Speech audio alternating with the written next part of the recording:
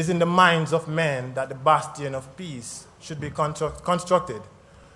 Now, of course, wars continue. Over the past 10 years, over 40 countries have suffered from armed conflict. But what we're here today to talk about is not so much wars as the wars we know it, armed conflict. But we're here to talk about what I call the battle of the mind. It's a war that continues in the mind. It's a conflict that continues in the mind.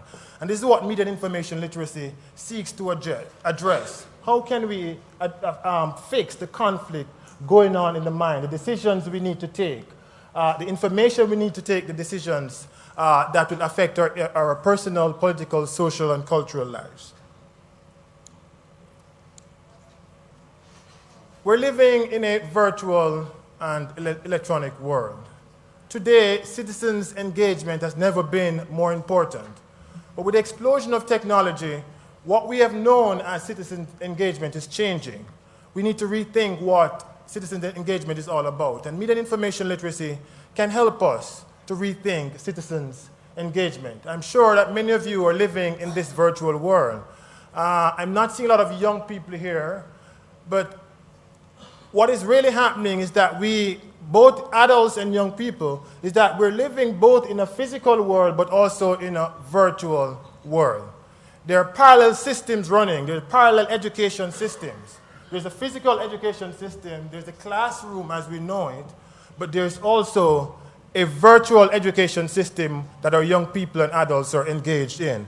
And so what we need to do is to build a bridge between the virtual world and the physical world. And media and information literacy can help to build that bridge. What Unesco is advocating is for us to make media and information literacy an engaging civic education movement.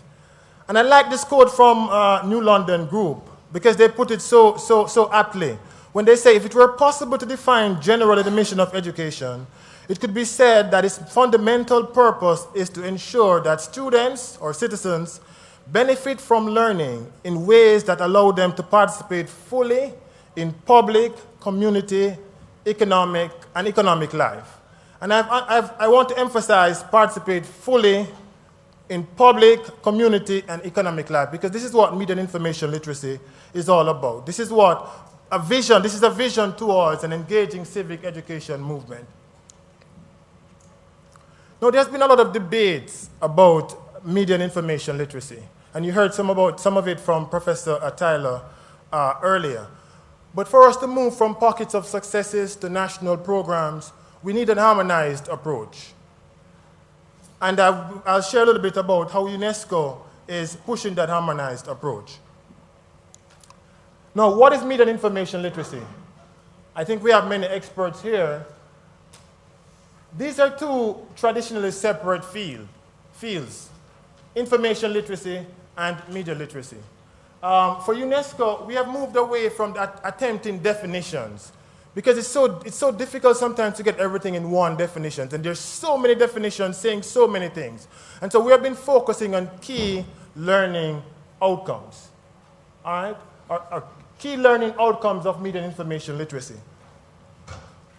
For information literacy, the debate is not so much. There's less debate on information literacy in terms of the learning outcomes for information literacy. There's a lot more debate for media literacy.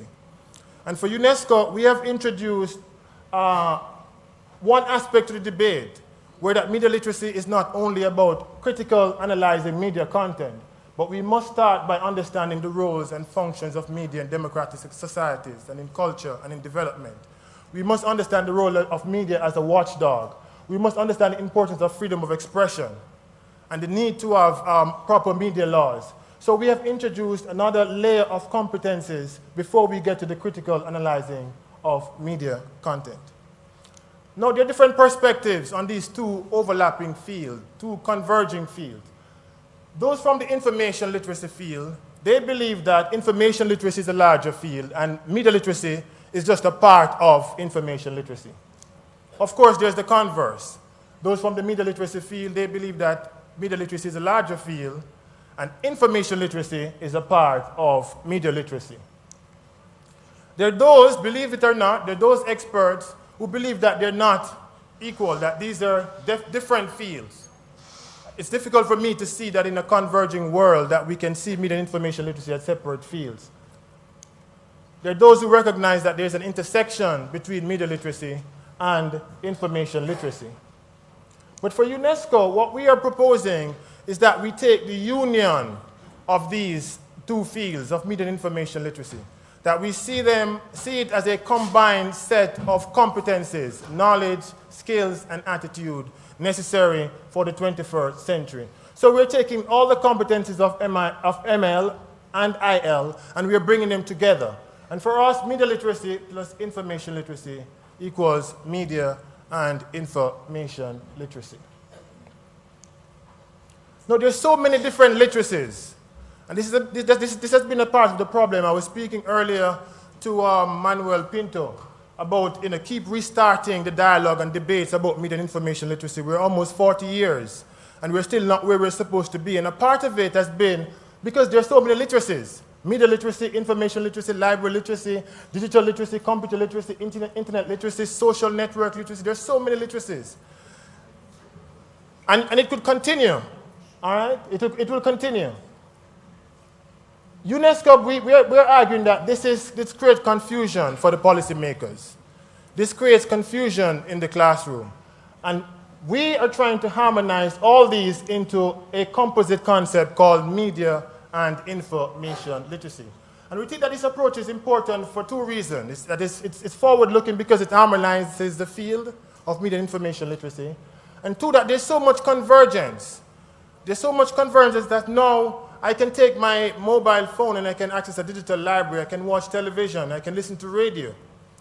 All right, so we have common delivery platforms, we have common access devices, and so now we cannot treat these fields as separate.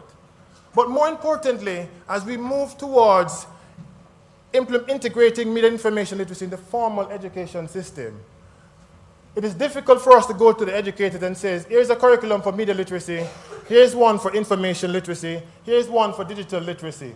What educators are going to say to us, please leave us alone, we already have too much work to do. But if we go to them with one package, media and information literacy, then perhaps they will listen to us.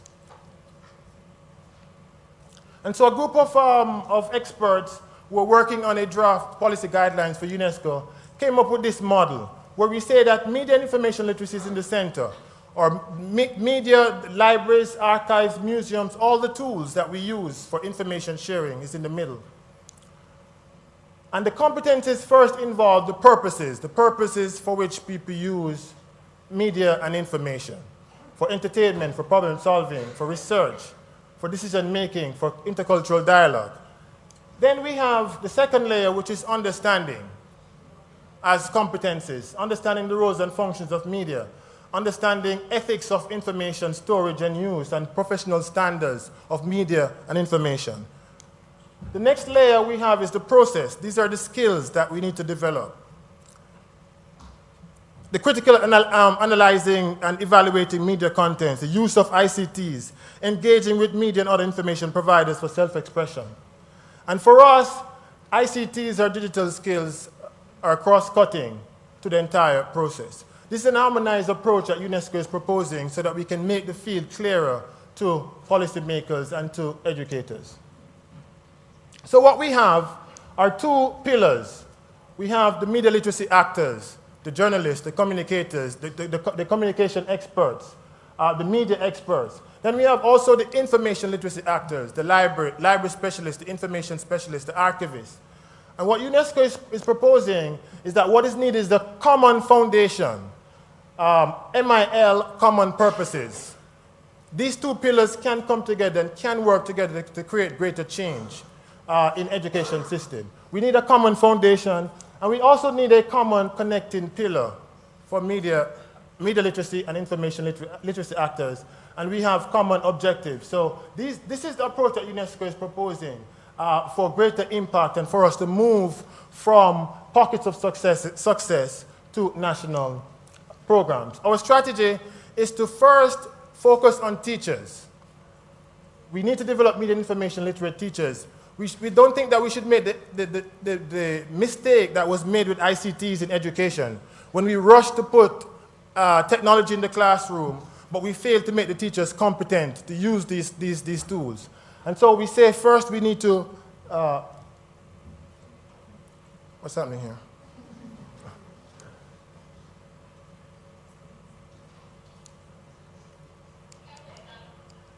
Okay, so we're saying the step is for media and information literate teachers, to media and information literate students, and then to media and information literate societies.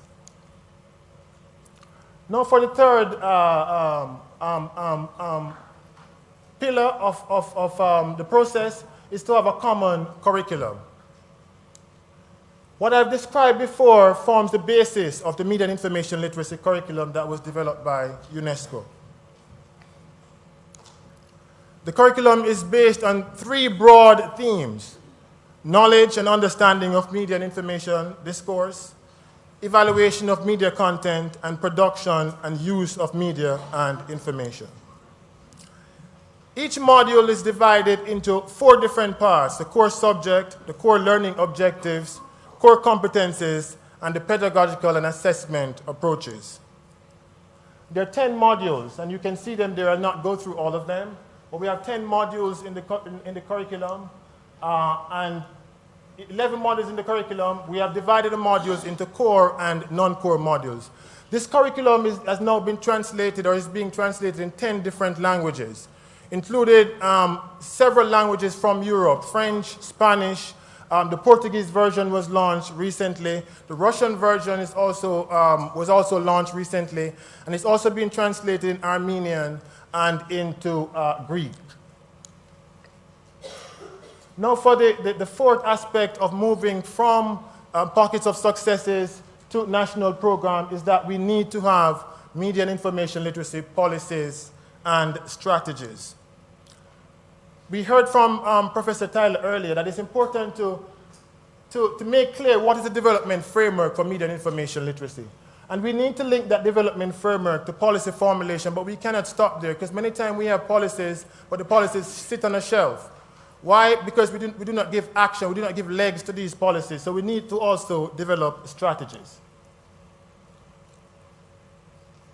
I want to bring us back to a little bit of the basics, because as we theorize and conceptualize about media and information literacy, sometimes we forget about the very basics of what media and information literacy is about. I think we're familiar with this continuum from data to wisdom. That data that is processed gives us information that after you have analyzed and understand the information, you have knowledge. When you apply the knowledge, you have wisdom.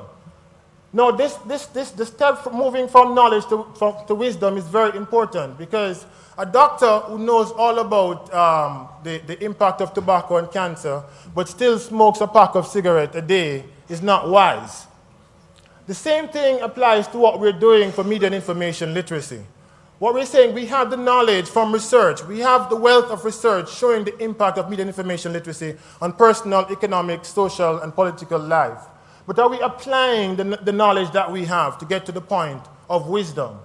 Are we applying this knowledge to develop policies that is necessary to move us from pockets of successes to national program?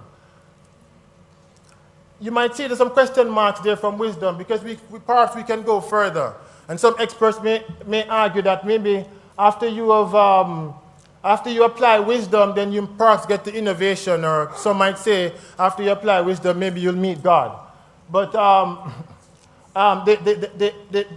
want us to focus on moving from knowledge to wisdom, because it's this wisdom that is going to help us to bring about change, the change that is necessary in policies.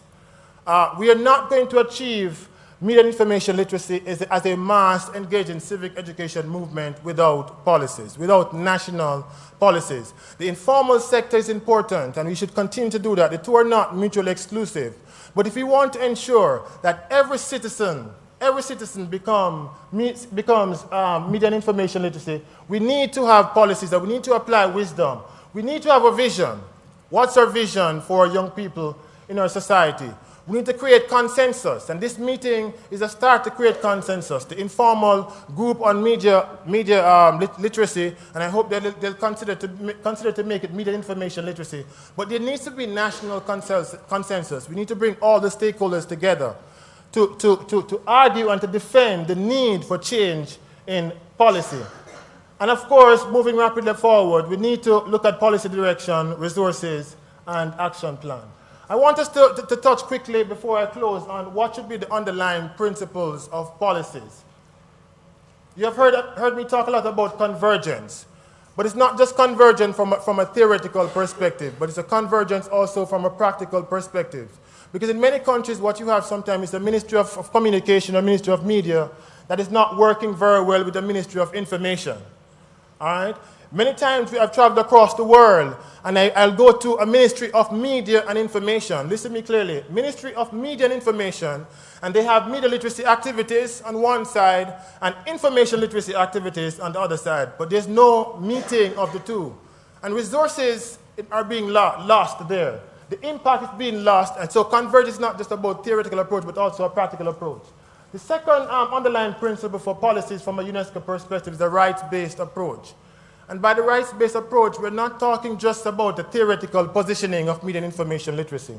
What we're talking about is a practical approach, a practical strategy to move from pocket of success to national programs. What we're talking about is identifying the rights holders and the duty bearers where media and information literacy is concerned, and to develop programs, policies and programs to allow the rights holders to do what they're, to demand demand competencies in media and information literacy, and the duty bearers to carry the actions, to do what they need to do, to enact the correct policies and strategies so that the right holders can benefit from media and information literacy.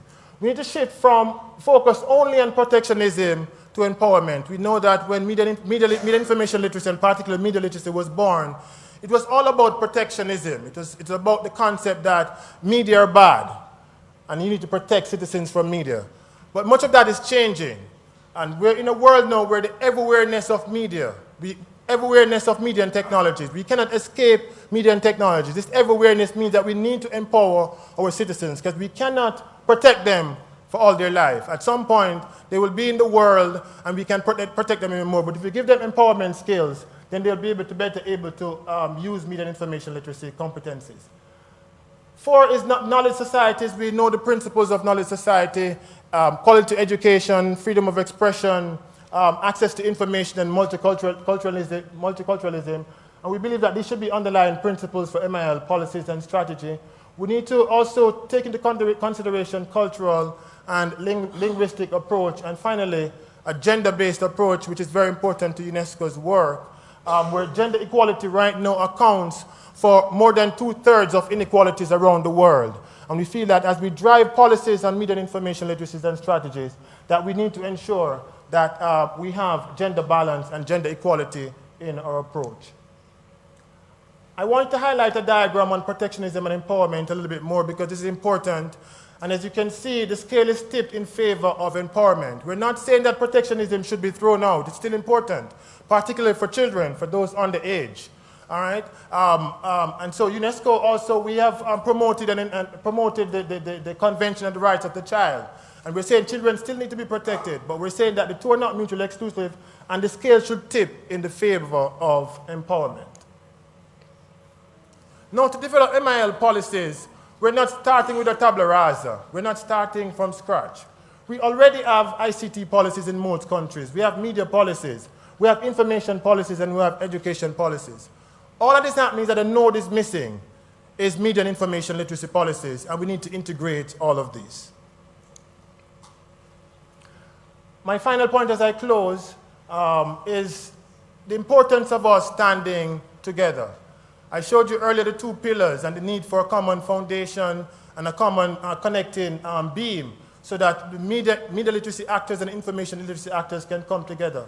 But we need to stand together. We need to stand together to make the change happen. We need to stand together to make media and information literacy a civic, mass civic education movement. For UNESCO, what we're trying to do, and recently we have developed this concept and working with stakeholders, many of whom are in the room today, to launch a global alliance for partnerships on media and information literacy. We're bringing together all the stakeholders from all over the world, all the Media Literacy Association, the Information Literacy Association, the Digital Literacy stakeholders, and we're bringing them together for three purposes. One, to articulate concrete partnerships to drive MIL development and, globally. Two, to speak as one voice, particularly it relates to policies. If we're speaking as one voice, then we can have more impact. If we're speaking with one voice, then we do not have to be reinventing the wheel after every 10 years. If we're speaking at one voice, when there is the Global Congress of Global Congress of Education, we should have representatives from the media and information literacy community going to this Global Congress of Education to speak about the importance of media and information literacy in education. And finally, the Alliance is intended to deepen the strategy for MIL to be treated as a composite concept. So this Alliance will be launched in Nigeria at the end of June. We have done a lot of work already in this field. I don't have much time to tell you about it, but maybe in the exchange we can talk about it. But it's going to be launched in June. And what we're encouraging, and we're already in dialogue with a number of stakeholders from different parts of the world, to launch regional alliances on media and information literacy. I want to stop here and show you to end my presentation with a 3-minute video on Unesco's work.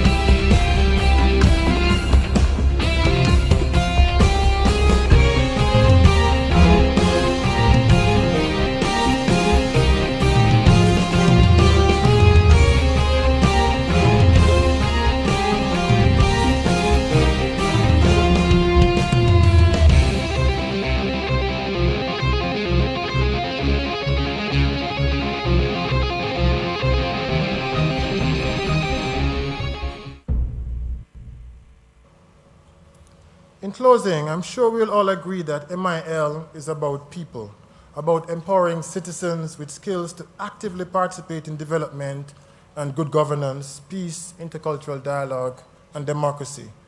It's about a young girl who wants to find out why she's not accepted by her classmates. It's about a young boy who is searching for his identity. It's about a woman who cries out for equality and empowerment. It's about a man or a woman who desires to freely express his or her religious beliefs or culture. It's about a family that cries out, why do we not have enough food to eat? It's about a woman or a man who cries out, why did I not have the basic information that I need, which could help me not to contract HIV/AIDS? An old sick woman or a man crying out, why have I been abandoned? It's about a community crying out for real development. It's about a nation or a race crying out for freedom and freedom of expressions. My friends, thank you for listening. This is the mission of UNESCO. And as UNESCO is owned by our member states, and you, present here and those listening on the internet, is also your mission. MIL can help to unlock the minds, and you have a role to play. Thank you very much.